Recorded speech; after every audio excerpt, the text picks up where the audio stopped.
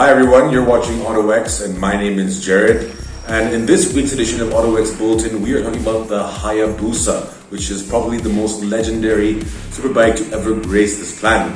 Now, Suzuki has just launched the new generation of the Suzuki Hayabusa, which was launched on April 26th. And within 2 days of that bike being launched in India, it was completely sold out. I believe there were 101 units that were available for the Indian market for the first batch of these bikes, and every single one has been claimed. Deliveries of the Suzuki Hayabusa will also commence sometime in this month, which is May, and the second batch is expected to arrive soon.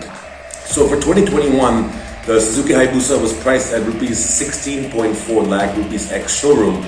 And there's a possibility the second batch might be priced a little bit more expensive. That was probably the introductory price.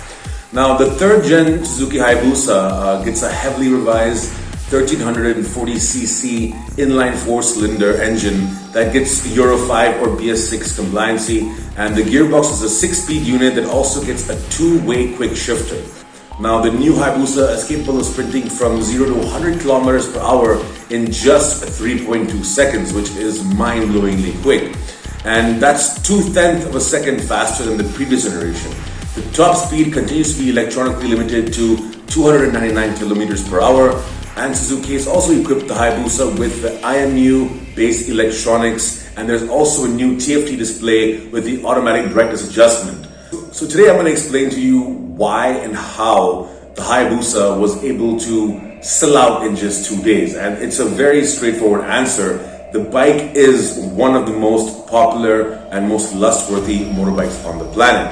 If you look back at the history of the Suzuki Hayabusa, in the 1990s, the race for the most powerful motorbike was in full swing, and every major manufacturer was aiming for that title, which was held at that time by the Honda Blackbird. Now, Suzuki were hell-bent on changing all this, and that's when they got to work on the Hayabusa. Now, the Hayabusa actually means the peregrine falcon, which coincidentally was also a bird in Japan that ate other birds.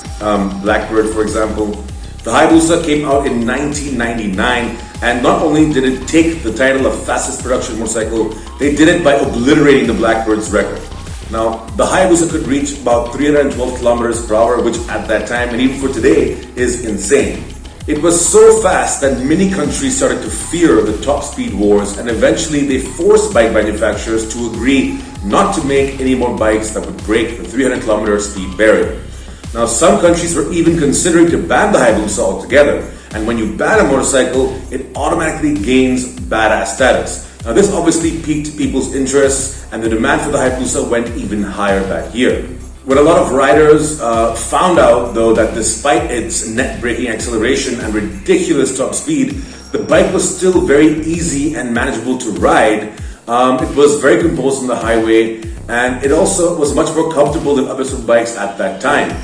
Now, the Hayabusa was always a very big motorcycle with a wheelbase that was longer than a full length of other sports bikes. Its design was also unmistakable. In fact, the guy who designed the Busa, Mr. Koji Yoshiwara, his intentions were to build a model that has such a strong impact and would become impossible to replace or recreate.